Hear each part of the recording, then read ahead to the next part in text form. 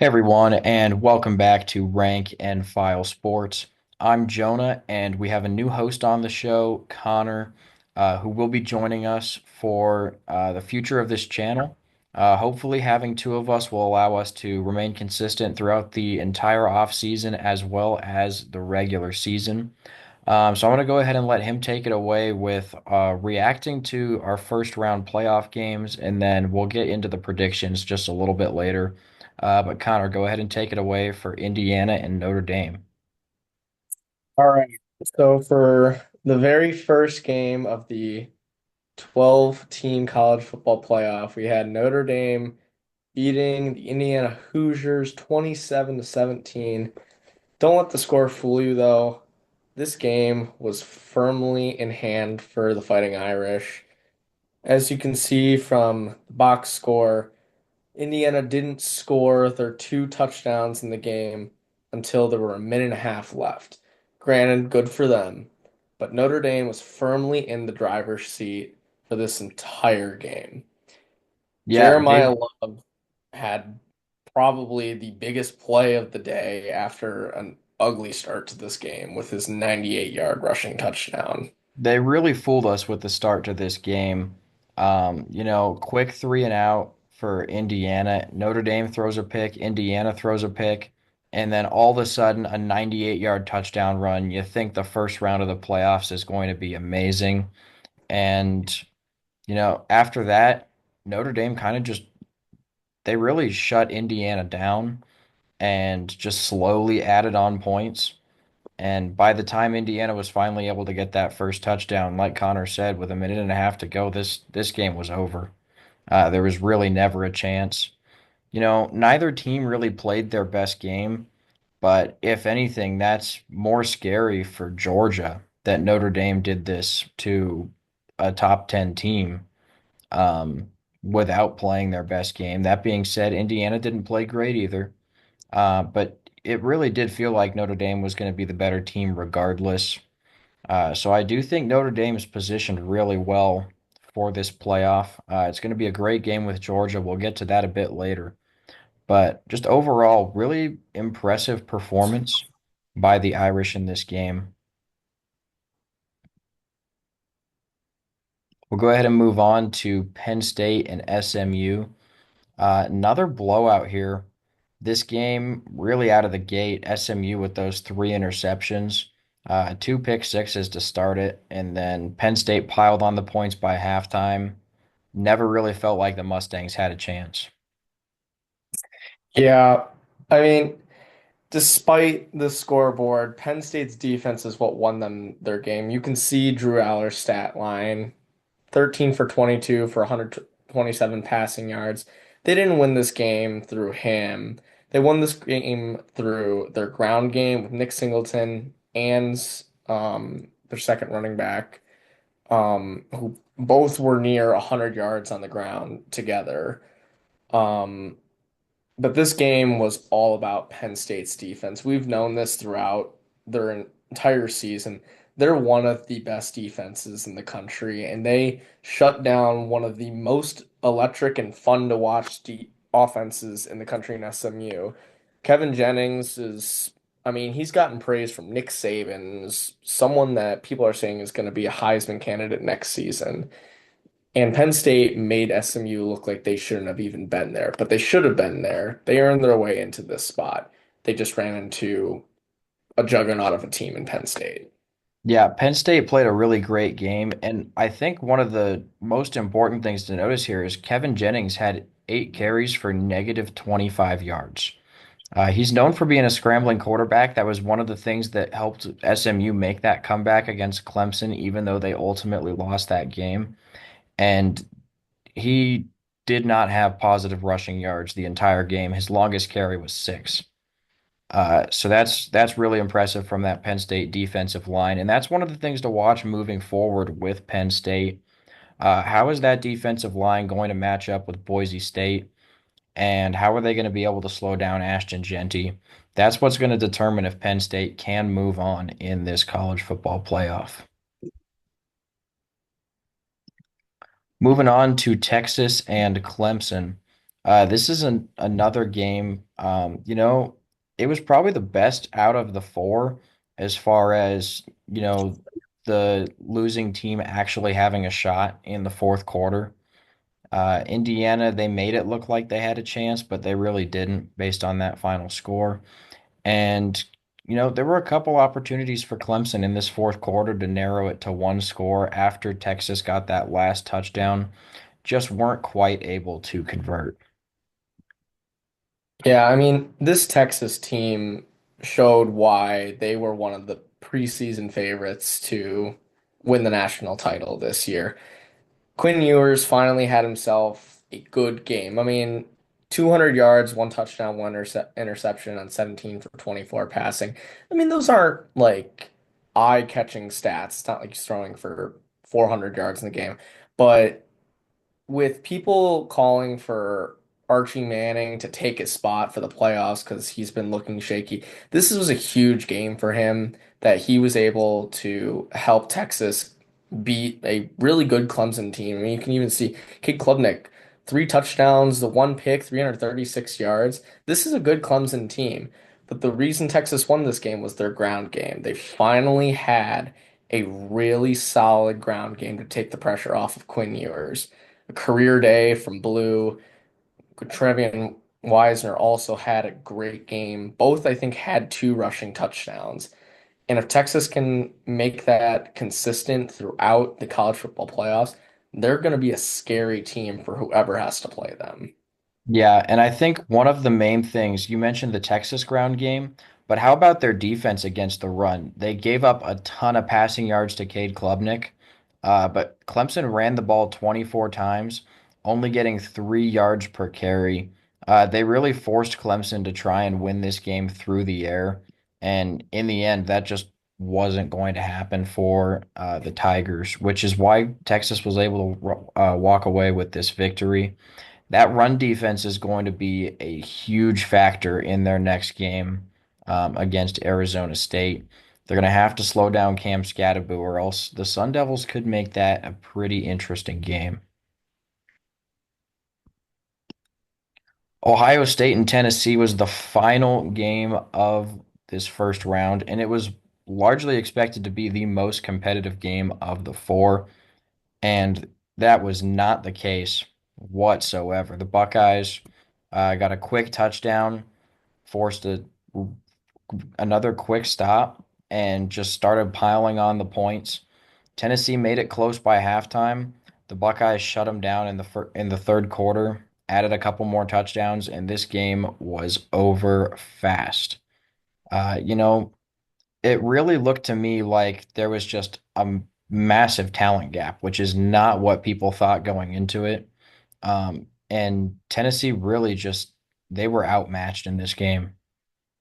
Yeah, it was definitely the message had to be to Ohio State's players, like we have to make a statement. After that loss to Michigan, only scoring 10 points and losing the game 13 to 10, and the whole debacle afterward, they needed a big strong win because everyone started to write them off. Everyone's like, okay, this Ohio State team, like they got no shot of winning against Tennessee. They shouldn't have even hosted all of that. They needed this statement win, and that's what they got. The air raid was on. Will Howard had probably the best game of his career at Ohio State, just airing it out to Jeremiah Smith over and over again. I mean, you could even make the argument he should have had another touchdown to Emeka Ibuka that set up the 1 yard rushing touchdown for Quinshon Judkins in the first quarter. But the X factor in this game, despite what Will Howard and Jeremiah Smith did, was Travion Henderson. You can see he had 80 yards on the ground, two touchdowns, but he also had about 55 yards through the air, which you combine those together, that is a special player right there. You don't know how to stop him. You don't know if he's going to come out of the backfield, receive it. You don't know if he's getting the handoff, swing pass. You don't know what he's going to do. And that's what Ohio State needs to capitalize on. Yeah, and he's going to be a huge factor moving forward in the playoffs. Like you said, if he can average, I mean, 8 yards on the ground is excellent, but when you have to worry about him coming out of the backfield, getting 13 yards per catch like he did against Tennessee, that's going to open up downfield with Jeremiah Smith and Emeka Egbuka. This Buckeye passing offense is really going to open up a whole lot. If those two aren't open, just dump it off to Travion Henderson. Now you Hmm. have to worry about the dump off. Those two are going to be open. Then you mix in some play action. I mean, this when this offense is run correctly, this is a truly talented team. They really just Tennessee never had a chance in this game. Nico didn't play his best game. He was a big factor on the ground, which is something that Ohio State has struggled with this year. But he carried the ball about 20 times and had less than 50 rushing yards. So, sure, he took off a lot of times, but it really didn't end up getting Tennessee that much. Ohio State did a good job of containing him. Dylan Gabriel is a whole different animal. That's going to be really tough in the second round because he is a better athlete than Iamaleava as far as scrambling goes, and definitely through the air. So the Buckeyes are going to have a much tougher team against Oregon. Um, but the way this defense played, they're definitely going to have a really good shot in that game. Especially the adjustments they made going into the second half. Like when Tennessee started to make that little comeback at the end of the second quarter, where it looks like the Buckeyes couldn't stop the run, especially the QB design runs. They were able to, on the first drive to start the second half, which Tennessee got the ball, they were able to shut that down. I, I remember watching one of the plays, I think it was on second or third down. They ran the same play that they scored the touchdown on at the very end of the second quarter. It was the like speed option, and they were able to get Imalava to dump the ball off to his running back, and they had someone there waiting for the running back. So if they can make those adjustments to make sure that they can contain the quarterback, or better yet, just get the ball out of their hands quicker and still be able to tackle well, they're going to be able to stop these mobile quarterbacks that have been plaguing them all season. Yeah, absolutely. So with that being said, we'll go ahead and move on to our predictions for the next round.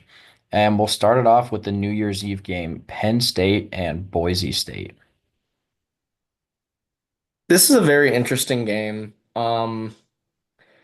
Boise State's offense, we all know what it is. It's Ashton Genty through and through. The guy's going to get 30 carries in this game, whether they're down 20 or up 20. But what it's going to come down to is can he get enough good carries to set up some play action shots for Madsen so they can actually stay in this game with Penn State? Because Penn State's defensive front is one of the best in college football. And it starts with a man named Abdul Carter. He's so quick, so strong off of the line of scrimmage, off the edge. He's going to be able to get to Genty before he even breaks the line of scrimmage. So Genty and Boise State's offense are going to have to find ways to exploit that speed and that strength to get him outside and break away, or to at least open up the passing game. Yeah, I think this game really does come down to how much can Penn State limit Ashton Genty. I don't think there's any way they hold him under 100 yards. But at the end of the day, it's going to come down to the passing games because Ashton Genty cannot beat Penn State all on his own. Madsen is going to have to throw the football, and he's going to have to do it successfully against a pretty solid Penn State defense. They got torched against Oregon. That's going to be the game plan that Boise State has to use. And they don't have the same athletes that Oregon has, especially at wide receiver. So I do think Penn State has an advantage there. And, at the end of the day, in the trenches, I think Penn State wins that battle. I do like the Nittany Lions to win. I think that 10.5 is a large spread. I think it's a little bit disrespectful to Boise State. I think this will end up being a one score game, but probably more towards 7 points versus, something like three. I agree. I think Boise State is getting written off a little bit because they're a Mountain West team. But I think people also forget, like, even though they played Oregon when they weren't exactly hitting their stride, they still played Oregon and it came down to a game-winning field goal within the red zone. This Boise State can compete with these top teams, but it's just going to depend on how well Ashton Genty can carry them to a point where they can stay within reach of that game. And I think Ashton Genty is going to go off. I think he is hungry. I think he is a little angry that he didn't win the Heisman. I mean, there was the interview where he said, like, I was really expecting to walk out of there with that Heisman. And I think he is going to do everything in his power to will his team to victory, but I don't think it will be enough. I'm in agreement with you. I think Penn State will win this game. I think it will be by about a touchdown or so. I think that there is a chance. I mean, you can believe in miracles and hope that Boise State pulls this off, but for now, I'm rolling with the Nittany Lions. And I do think it's important to mention that if this game can stay within a touchdown, especially throughout the game, that's where Boise State wants it. Because if they get down two scores, three scores, they're going to have to start throwing that football more and start leaving Ashton Genty without getting any carries because they're going to need to come back fast. If they can keep it within 7 points the whole game, they can keep pounding the rock and wear Penn State down. And that's what's going to give Boise State the best chance to win. Moving on to Texas and Arizona State. You know, this game I think is going to be really close. The spread's sitting at 14 points. I really like what Cam Skattebo was able to do against Iowa State. I know that Texas has a much better defense, but this Arizona State offense was clicking on all cylinders in that game. And Texas has had some shaky performances this year. It really depends on what Texas team we get. The offense looked great against Clemson, but they struggled against Georgia. They struggled against Texas A&M. They struggled against Arkansas. Multiple games this year where the offense just didn't put up that many points. And they're playing an Arizona State team that can score. They can score a lot of points. They dropped 45 against Iowa State, 49 the week before that against Arizona. They can put up points for sure. Sam Levitt has had a really solid year, only 5 picks. Scatterboot, an amazing year on the ground. So I really expect this Arizona State team to compete in this game for sure. Yeah, I think this will be a much closer game than people think. I think it's similar to the Penn State Boise State game. Um, like you said, it definitely depends on what Texas offense comes out. If they're able to run the ball as well as they did against Clemson, I think it's going to be very hard for Arizona State to keep up a little bit, just because I don't think their defense is as good as Texas's defense. I think Texas's defense is, if not the best in the country, definitely in the top five in yards per game and points per game. So Arizona State's got an uphill battle with this, but I think they're the Cinderella team. Like they got nothing to lose. If they beat Texas, then they're gonna lose their minds. If they lose to Texas, they're gonna be like, we didn't even think we were gonna be here in the first place. Like everyone was writing us off. So the fact that we made it here today is an accomplishment in itself. So I think that Arizona State's gonna be able to play loose, and while Texas is gonna have this like little anxiety that, okay, we cannot lose to this team that no one was expecting to be here. I do think at the end of the day, the experience that Steve Sarkisian has, that Quinn Ewers has from last season, will be the difference in this game. I do think Texas will win this game, but maybe by a touchdown, 10 points. It will be closer than people expect. Yeah, I definitely think Texas is the favorite here. The I really want to say Arizona State gets it done. In all reality, Texas probably will. But I said before the playoffs, Arizona State's going to win their first game. And even though it's against Texas, I'm going to stick with my gut. Give me the Sun Devils. I don't have a great reason for it. I just like the pick. You Can't don't really have to tell have you a that great much reason for why. it. That's why you But play the game. Cam Scatterbo, I think he's going to have a great game. It's going to open up the passing attack for Sam Levitt. Arizona State just outscores the Longhorns as the offense stumbles. So give me the Sun Devils to move on. And who will they play between Ohio State and Oregon? This game, surprisingly, the Buckeyes open up as a 1 point favorite. That spread has since moved to two. Oregon's definitely feeling disrespected as the only undefeated team in the country, ranked number one. And, people have really overreacted to both of Ohio State's last two games. After Michigan, everybody wrote them off. They absolutely destroy Tennessee. And now I think it's a little bit premature to say that the number six team in the country should be the favorites over the number one team in the country. I'm not saying that Ohio State won't win the game. But I definitely think it's an interesting decision to make Ohio State the favorites in this one. Yeah, the head-to-head game is what everyone's pointing to. Like Oregon already beat Ohio State is what Oregon fans are saying, but Ohio State fans are like, okay, you guys beat us by 1 point. We had possession. Anything can happen, so on and so forth. This game is going to be about the adjustments that you can make. It's hard to beat a team that you've played before again, but it's also hard to beat a team you haven't beaten before. It goes both ways. Both Ryan Day and Dan Lanning are great coaches. This is going to be an absolute dogfight all the way through this game. I think it's going to be similar to their head-to-head game earlier in Eugene, but I think both teams are going to be able to play a little bit better defense. I don't think it's going to be quite the shootout it was before. I still think it will be high scoring though.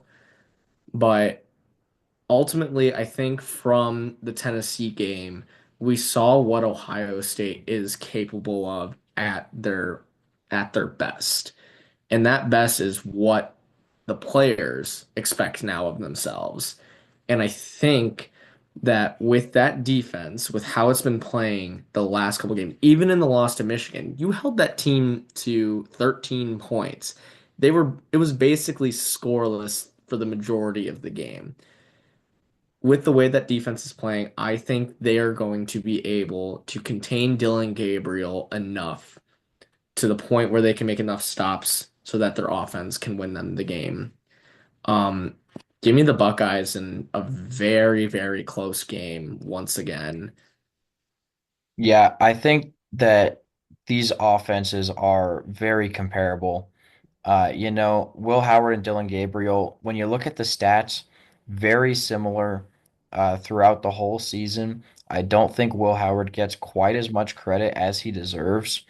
Obviously Ohio State's wide receivers are incredibly talented. Oregon is not far behind them. They have some really solid receivers such as Tez Johnson. The running backs, Travion Henderson and Quinshon Judkins. For Oregon, it's more Jordan James as they don't have quite the same running back duo that the Buckeyes have. But at the end of the day, I think it comes down to the defenses. When the two offenses are comparable, they're probably going to be capable of scoring the same amount of points when going against comparable defenses. Uh, but when you look at it, I just think the Buckeyes are the more talented team. This defense has come up with clutch stop after clutch stop throughout the season. I have lost track of how many times their opponents have got within the 5 yard line and gotten stopped, either held to a field goal or they go for it on fourth down and don't get it. If you look back at the Penn State game, there was that interception by Davis and Igbinison. Incredible interception, and that ended up being the difference in the game at the end of the first half. I do think the Buckeyes get this win. It's going to be a really close game. I like a lot of points here, but at the end of the day, the Buckeyes defense comes up with a clutch stop in order to get the win. Finally, we have Notre Dame and Georgia. This is, aside from Ohio State and Oregon, this is the other game that I'm looking to as being potentially the best game of this quarterfinal round. And Notre Dame's favored by ESPN, 2 point underdogs at the books. And it's a little bit interesting to me, given that we just found out that Carson Beck is going to be out for the entire duration of the college football playoff. Yeah, this Notre Dame team is has been on a roll since their loss to NIU. And Georgia is great in their own right, but you're putting in a backup quarterback, even though he looked good against Texas in the SEC championship game for that second half. He's going into an offense that wasn't necessarily built around him from the very start of the season. Carson Beck was able to basically work with these guys day in and day out and knows what they're going to do in each situation. Gunnar Stockton, for however good he can play, doesn't have that connection necessarily. What it will come down to is how well the Georgia defense can play against Notre Dame and their rushing attack, both with Jeremiah Love and Riley Leonard. I think that Notre Dame is going to be able to come out on top in this game despite the experience that Kirby Smart has in this situation, being in the college football playoffs for the last 5 years and being one of the top teams in the country.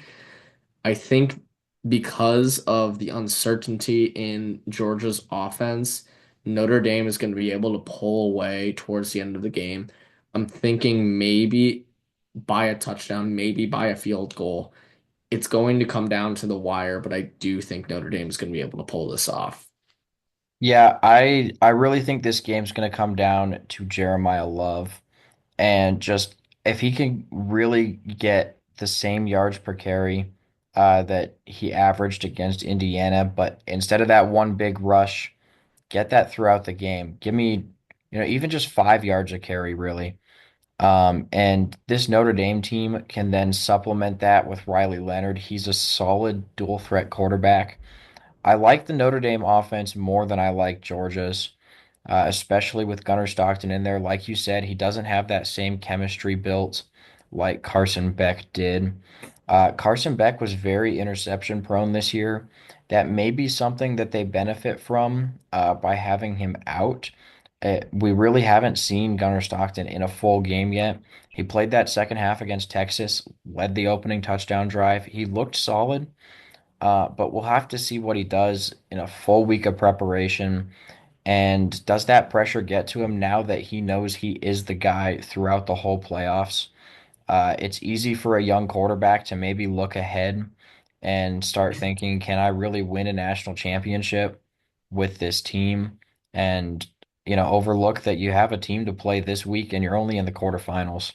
At the end of the day, both teams have great defenses. I like the Notre Dame offense a little bit more. And, I think they can control this game on the ground. I like Notre Dame to win this one by about 10 points. So, just a quick recap.